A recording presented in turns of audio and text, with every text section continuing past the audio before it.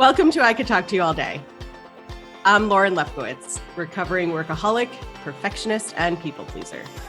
And I'm John Spears, emerging from playing small, getting caught up in the inertia of life, and always being on.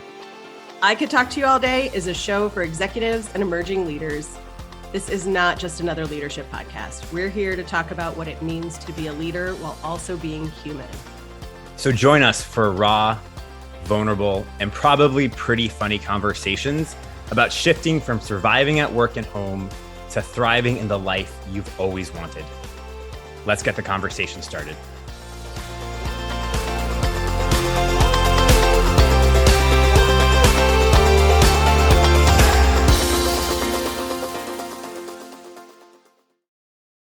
John Spears. Lauren Lefkowitz. We're I feel back. like we're on Oprah. You get a podcast episode.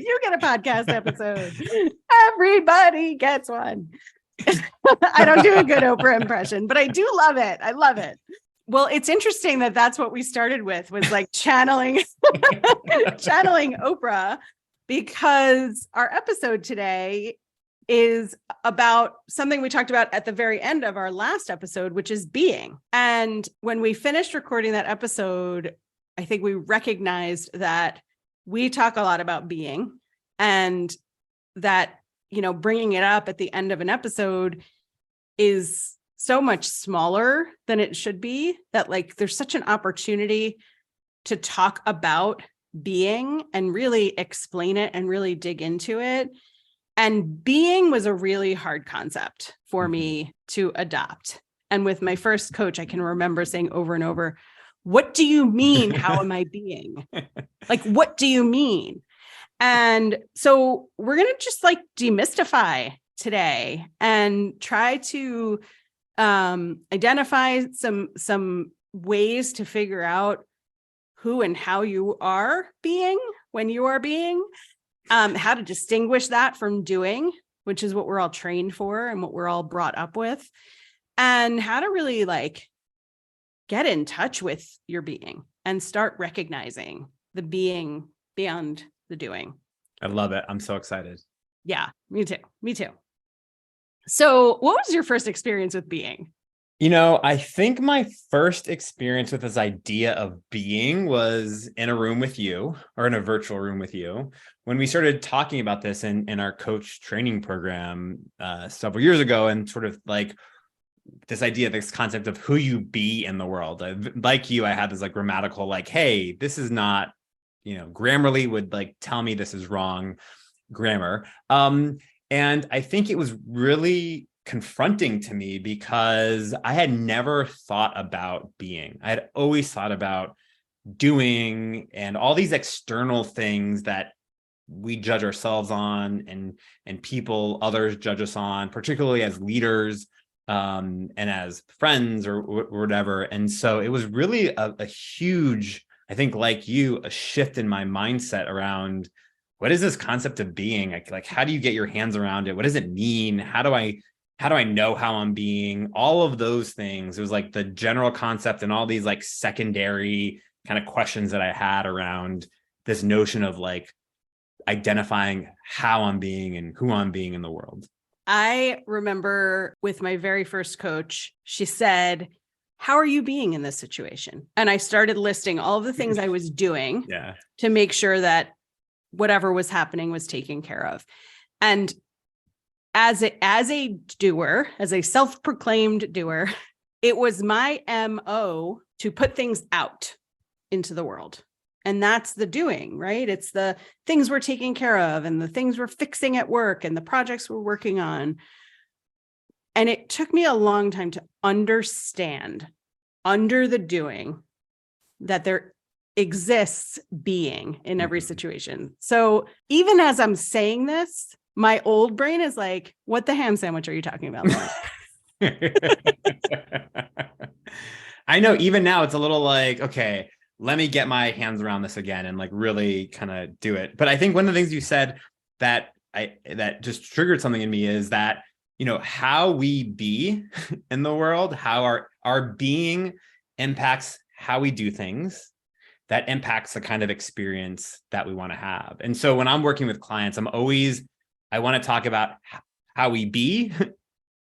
It's be, do, experience, right? That we often want to like jump to the experience we want to have without really focusing on the internal shifts that we need to make around being or our relationship with certain things or how we're seeing certain things or how we're interacting with certain things.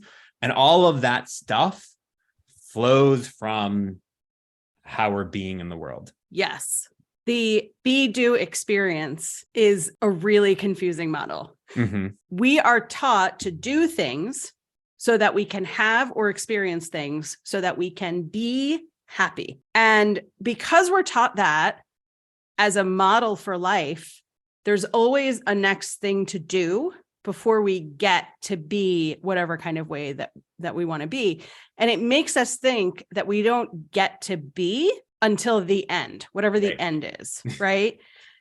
And the truth is the order in which you said it, be, do, experience, can also be, experience, do. But whether you acknowledge it or not, whether you like it or not, you are always being first. Mm-hmm.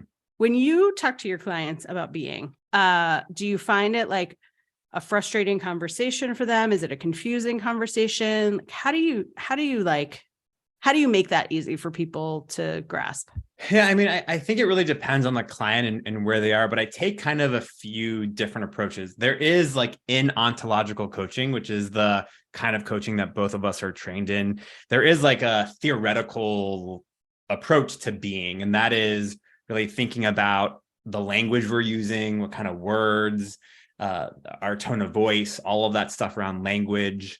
There's the emotional component of who we are, the emotions that we're experiencing, and there's posture. There's the way we're holding our body, the way that we're showing up. All of those things from like a theoretical approach makes up our being. You can see our being through those kinds of three components. But what I like to kind of talk about with some of my clients is sort of how we're showing up. We know when we're in a situation that's really familiar to us or that's maybe out of our comfort zone, how we're going to show up, not necessarily how we're going to act, but our internal relationship to that circumstance and the stuff that's happening inside, the internal chatter, the internal narratives that we're doing. All of that kind of gives us a sign of how we're being. So for instance, if I am nervous about chairing a meeting, how am I being in that circumstance? What are the thoughts that are running through my mind? Am I confident? Am I showing up with a sense of like assuredness, even if I'm nervous? But like, what is happening inside? Am I sitting tall in my chair, or am I making myself small because I kind of feel that way? And so all of those signs, when I talk about how you're showing up, how you're relating to things, it really gives insight into how my clients are being in a certain circumstance. How about you? I think I might have used this before on one of our podcast episodes, but when I talk about being, I compare two people in the same situation being two different ways. Mm-hmm. And I use a scrambled eggs example, which is you and I both walk into our kitchens in the morning. I'm going to make you the good guy here. I know I always make you the bad guy in our examples, but you're going to be the good guy this time. And we both walk into our kitchens. We both know that we have to go grocery shopping. We both open our refrigerator doors. We both see we have 2 eggs. You love to cook and I don't love to cook. And so that's our sort of default level. Is the level of excitement for cooking is going to be different for us.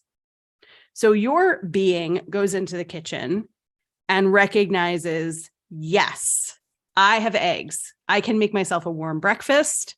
My belly will be full, and then my head will be in a better place so that I can go shopping. So you're standing tall at the stove. You're making your breakfast. Maybe you're humming, right? Those are the things you're doing. You're making the breakfast. You're humming along. Inside, your being is satisfied, is excited, is ready, is looking forward, is recognizing that there will be positive after effects of you doing this doing. I, on the other hand, walk into my kitchen, see that all I have is 2 eggs, and I I big sigh, I slouch over, I'm annoyed. I'm thinking now about all the ways that my day isn't going to go the way I wanted it to, because now I have to spend 6 minutes cooking eggs. And I don't care that my belly is going to be full. I don't care that I've had a warm, nourishing breakfast. I am just like super mad that I don't have cereal and milk, because that would be easier. And so we are doing the same thing. We will then both experience having eggs for breakfast. But the way that we are being underneath all of that makes a huge difference in who we are in those moments. Totally. And how your day is going to go now it's up from here, right? Like, I had a great breakfast. It's all up from here. The way my day goes now could be, well, I had a terrible morning. So now my outlook for the day is that the day is going to be terrible. And my being is in a pessimistic place. My being is not looking forward to the day.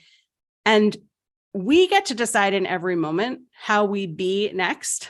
Mm-hmm. And I don't want anyone to walk away with the impression that we should all bright side, right? That like, I should have been grateful for having eggs and for not having nothing in my kitchen. I should have been grateful that my stove turned on and I knew how to make those eggs.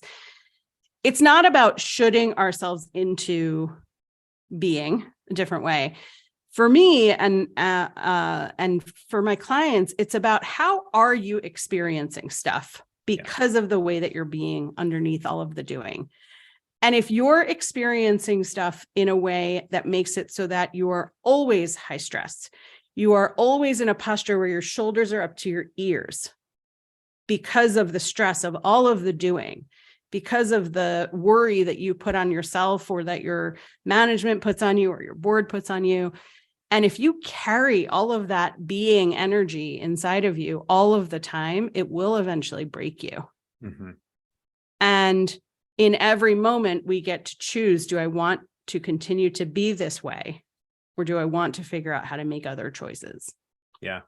I love that. A few things come to mind. And when you talked about the sort of making the eggs example, it made me think about this be, do, experience model, right? How you're being in a circumstance affected how you're enjoying or how your relationship to making the eggs, which then created an experience for you. Like, are you begrudgingly making the eggs or are you joyfully making the eggs? Are you enjoying the eggs or are you sort of spitefully just eating them because they're going to give you nutrition or because it's like the only thing that you have?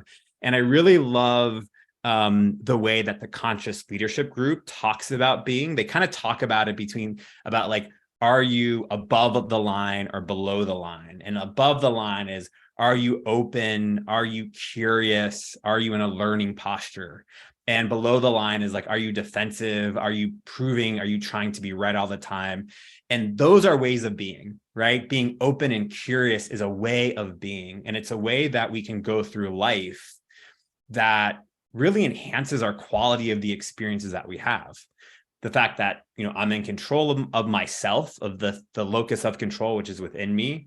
And I'm always thinking about, this is happening for me, not to me. I am in control of myself and my emotions and sort of how I'm going to respond to certain things.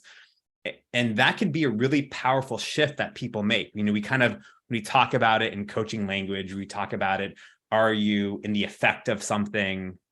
Totally forgot what is it at the effect of? It's, are you at cause or at effect? Yeah. So we talk about this. Are you at cause? Are you generating something or are you at the effect of something? Are you allowing something to impact the way that you be in the world? And so I think getting that down and really understanding sort of how our relationship with things that happen in our lives, it impacts what we do and it impacts the kinds of experiences that we have in our life, which is such a powerful shift. And when I'm working with myself, when I'm coaching myself and I'm working with my clients, I'm really looking for transformation. I'm not looking for, oh, you have this one project that you want to accomplish, so let's just accomplish this one thing. I'm looking at how can we make major shifts in how we're being in the world so that we have the long-term experience that you want to have in this life. I think of it as like, you kind of said it, but I want to state it really directly, happening to your life versus your life happening to you is a way of being.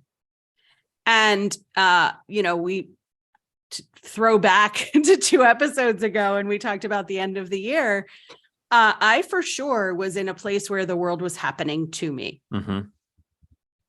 And there's nothing wrong with that.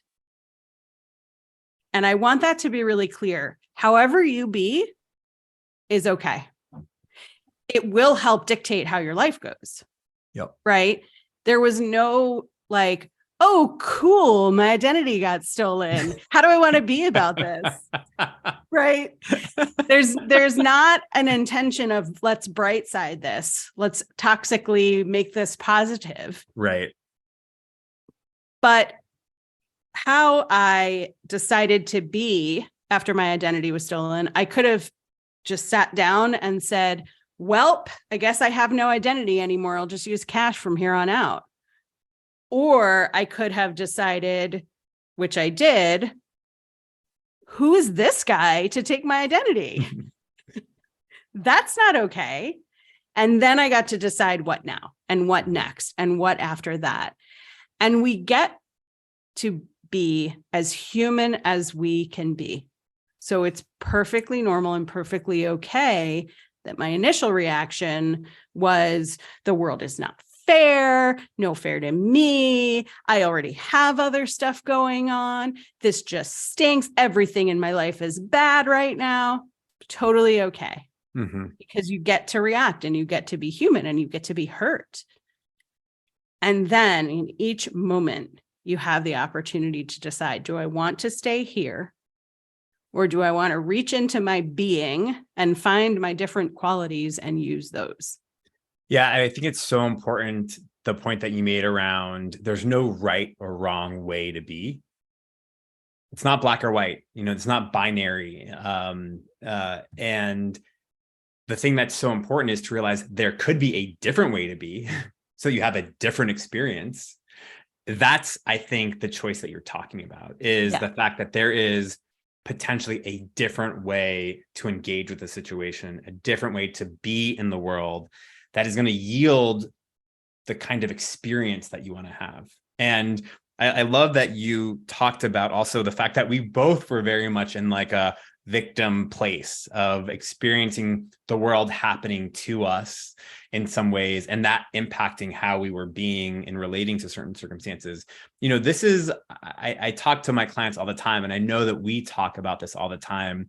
As a coach, as someone who's really committed to personal development and personal transformation, I really want my life to look like a very linear upward arrow, like straight up. I don't want any deviation from this path. But life really looks like, in transformation and forward personal progress, looks like a squiggly line that goes up and down and around.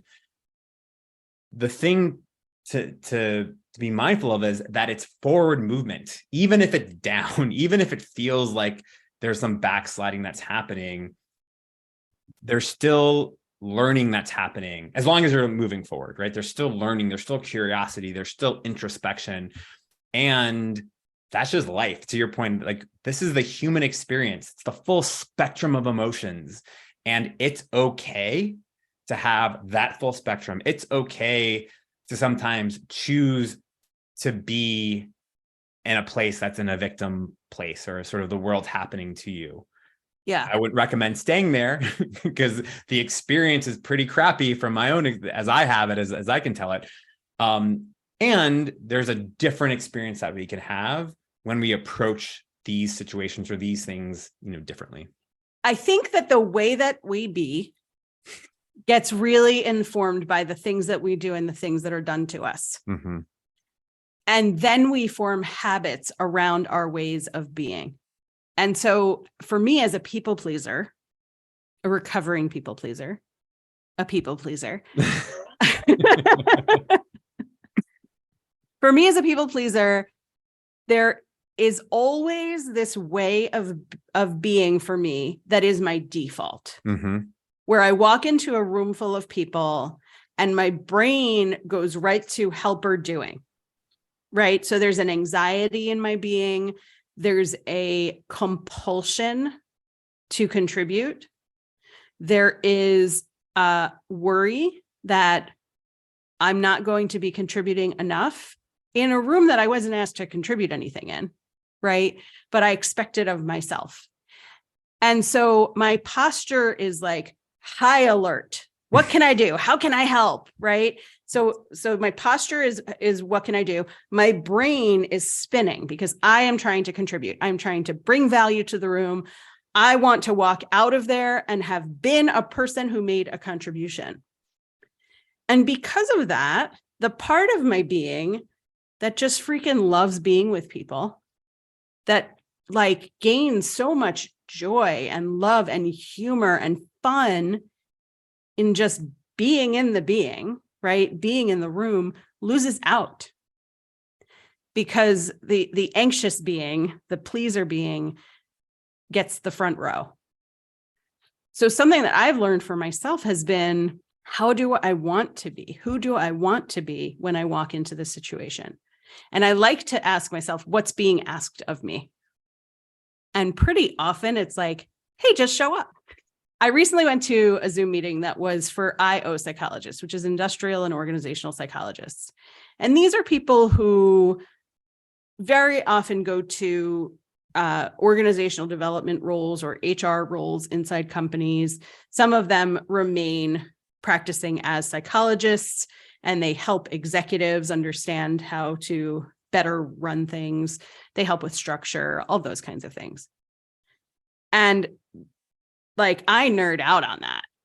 I love that. That's the part of HR that I absolutely love, which is actually kind of funny because it's the class I did the worst in when I was a psychology major in college.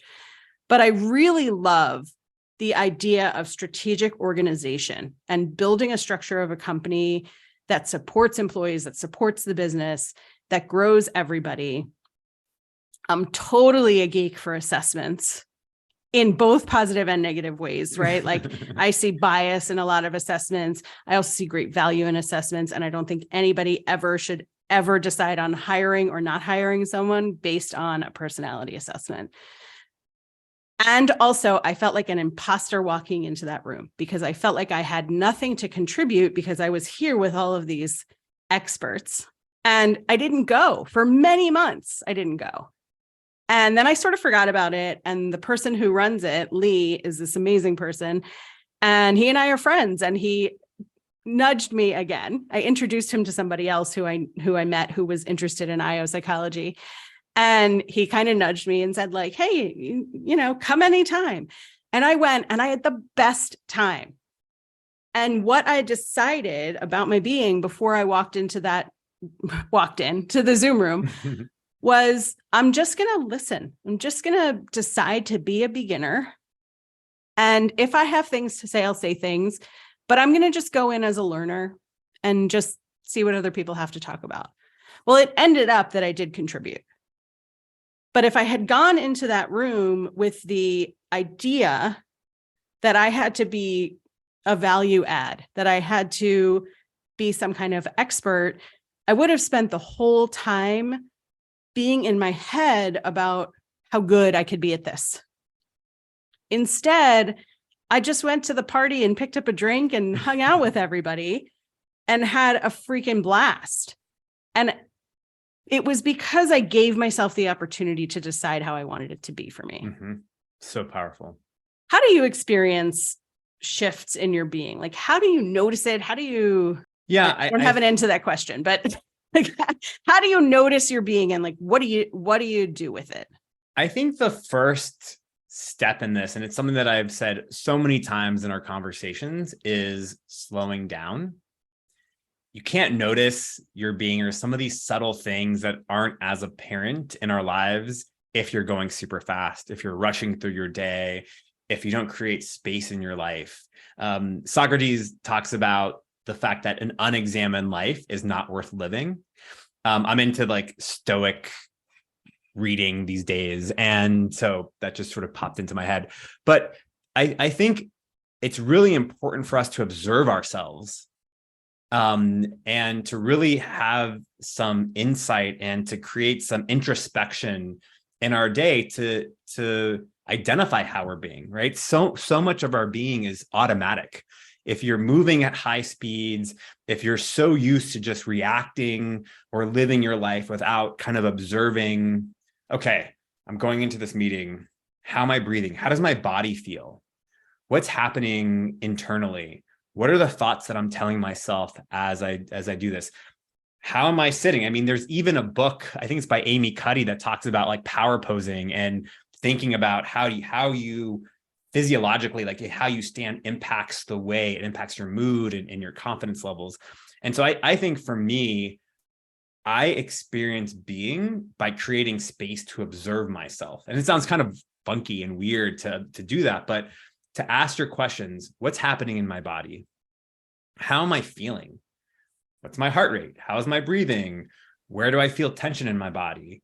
To say, what are the thoughts I'm saying about myself? Or what are the thoughts that I'm saying about what's about to happen next? I've heard a lot of people talk about the fact that excitement and nervousness feels the same way in our bodies.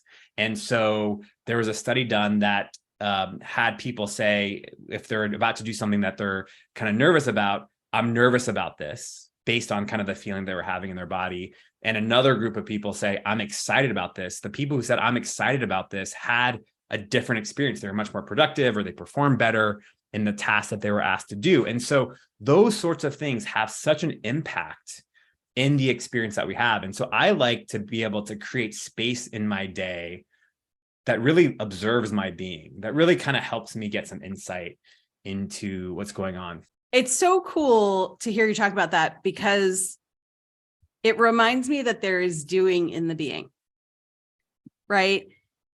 If we're actually specifically setting aside time, if we're setting aside even a moment to decide how we want to be, that's the doing under the being. Mm-hmm.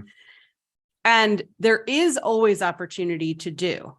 What I think we tend to lean towards, like you said, is moving fast and just doing. And then sometimes reflecting on how it was and how we wish it could have gone, and having regret, or maybe feeling lucky because it went well, or it went the way that we wanted it to. And if we are able to take the time and use some energy to decide not just what we want to do, but how we want to be, and then go back to, if I want to be this way, how can I do that? Mm-hmm. It can be really powerful in how you then experience your day, the world, your life. I mean, I see this mainly in the relationships I have in my life. I mean, this is true in my romantic relationship, with my friendships, particularly with my kids. I mean, I have two kids. One's a 13-year-old, one's an 11-year-old. And for those of you that have kids, like, this is both an awesome age and a really challenging age for connection. And so when I go to approach my kids on something, if I am being open and curious and loving and accepting, it doesn't matter what their response is to me. If I go into that engagement hurt, or expecting to be hurt, or frustrated, my experience is very different. And I'll give you an example, and a major shift that I had. I was struggling to connect with my kids. They didn't want to talk. They didn't want to spend time with me. And I was like hurt. So every engagement, every time I like reached out for connection and they would say no, I chose to be hurt. I was like experiencing that as a rejection and hurt, as opposed to them being like a 13-year-old and an 11-year-old who want to do other things than spend time with their dad. And the other day, I remember I went to give my son Callum a hug or something like that. And I chose to be loving, but when I moved into that situation, and he's like, I don't want to be touched. I don't want you to hug me. I was like, really proud that he set boundaries.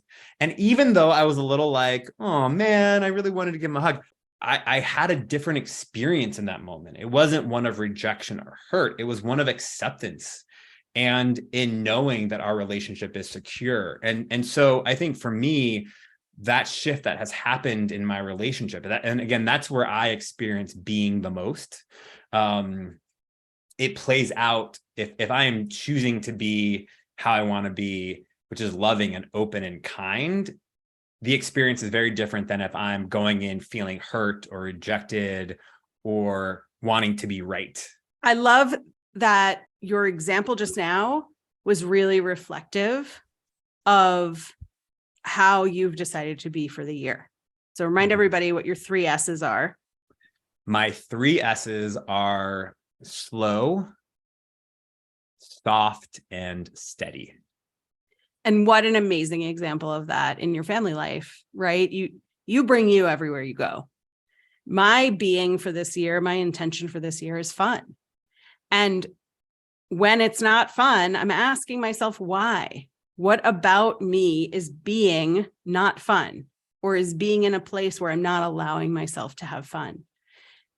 And I think the example that you just gave applies to our relationships with our coworkers, our relationships with work, our relationships with our downtime with ourselves. And we get to keep choosing and re-choosing how we want to be. And whether our default way of being, which sometimes gets referred to as survival mechanisms or defaults or saboteurs, when those automatic ways of being come up, we immediately put a judgment on them. And then we say, like, well, that's just how I am, right?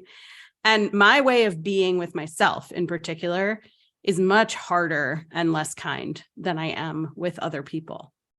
And so my back to being kind of way, besides fun, is kind, right? And I like to ask myself, why am I not being kind to myself? What is it that has me being this way? How is this helping me? And the answer is usually it's not. It's just my default. Yep. And so I get to then choose, how do I want to be? Who do I want to be in this situation?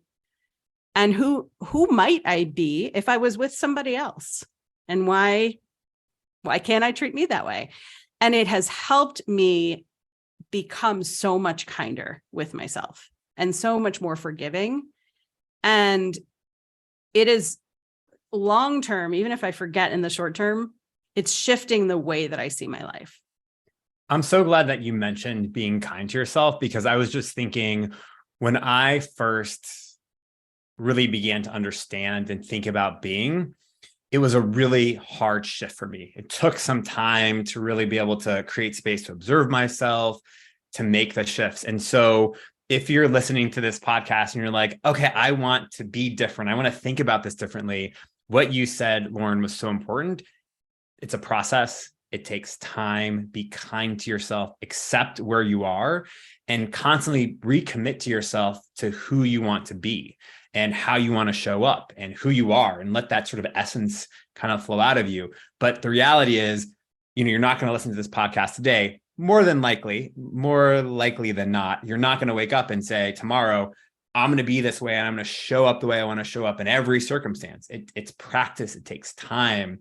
So to have that kind of patience and kindness to yourself is so, so important in this process of personal transformation. Beautiful way to end our episode. Once again, I could talk to you all day. All day long. But we're coming to an end, and we thank you again for joining us. And let us know if you have questions about being. We're happy to continue to answer those. It's a big, long-term topic, and we both are works in progress on this and continue to be. And we learn through the experiencing of how we're being, the choosing and how we're being, and in getting support from each other and our other resources. Thank you so much for joining us, and we'll see you next time.